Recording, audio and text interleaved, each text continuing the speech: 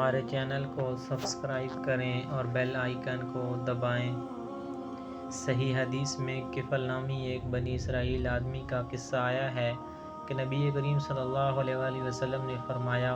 کہ بنی اسرائیل میں ایک آدمی کفل نام کا تھا جو ہر قسم کی برائی میں طاق تھا۔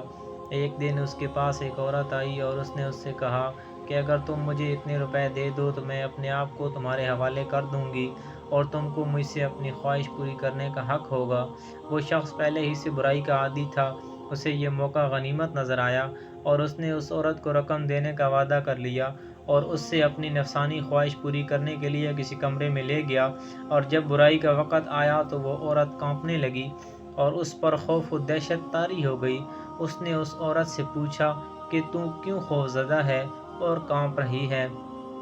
وہ کہنے لگی کہ میں نے پوری زندگی میں کبھی یہ حرکت نہیں کی اور آج مجھے اس ناجائز کام کو اسی لیے کرنا پڑ رہا ہے کہ میرے بچے گھر میں بھوکے پیاسے ہیں اور ان کا کوئی کفیل نہیں ہے اور ان کے کھانے کا کوئی سامان نہیں۔ میں انتہائی مجبور ہو کر سوچنے لگی کہ کیا کر سکتی ہوں، تو میرے ذہن میں آیا کہ میں اپنی عصمت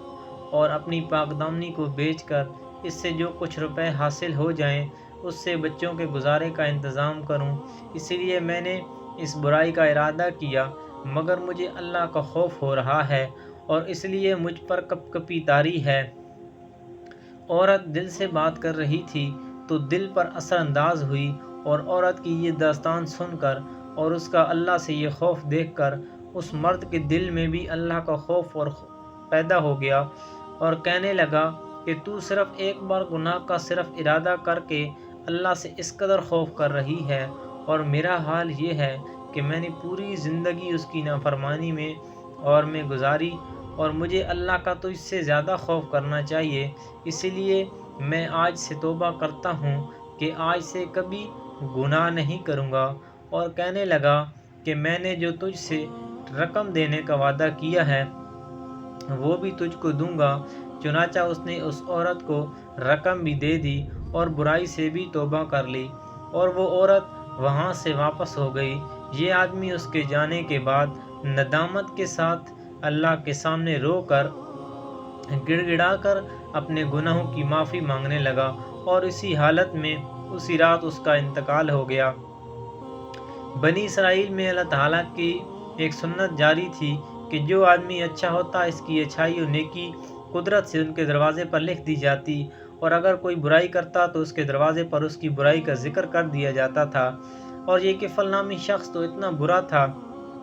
کہ اس کے دروازے پر روزانہ کچھ نہ کچھ اس کی برائی لکھی ہوئی ہوتی تھی کہ آج اس نے زنا کیا اور آج اس نے شراب پی، اور اس کی رسوائی ہوتی اور سب لوگ کہتے تھے کہ یہ کیسا برا آدمی ہے، اور لوگ اسی وجہ سے اس سے ڈرتے اور دور رہتے تھے۔ نبی اکرم صلی اللہ علیہ وآلہ وسلم فرماتے ہیں کہ رات کو اس کا انتقال ہو گیا اور صبح لوگ اٹھ کر دیکھتے ہیں کہ اس کے دروازے پر لکھا ہوا ہے اللہ تعالیٰ نے کفل کی مغفرت کر دی۔ اور لوگ پڑھتے ہوئے جا رہے تھے، گزرنے والے دروازے دیکھا کرتے تھے کہ اس کے دروازے پر کبھی کچھ تو کبھی کچھ لکھا ہوتا تھا، مگر آج عجیب بات ہے کہ اس کے دروازے پر اللہ نے کفل کی مغفرت کر دی لکھا ہوا ہے۔ لوگ کہنے لگے کہ آج اس کے ساتھ کیا معاملہ ہوا، اس کے ساتھ فاسق آدمی اور اللہ نے اس کی مغفرت کر دی۔ جب لوگوں نے تحقیق کی تو اس عورت کا واقعہ معلوم ہوا۔ خود عورت نے آ کر بتایا کہ رات ایسا ایسا واقعہ ہوا تھا۔ تب لوگوں کو سمجھ میں آیا کہ اللہ نے اسی لیے اس کی مغفرت کر دی۔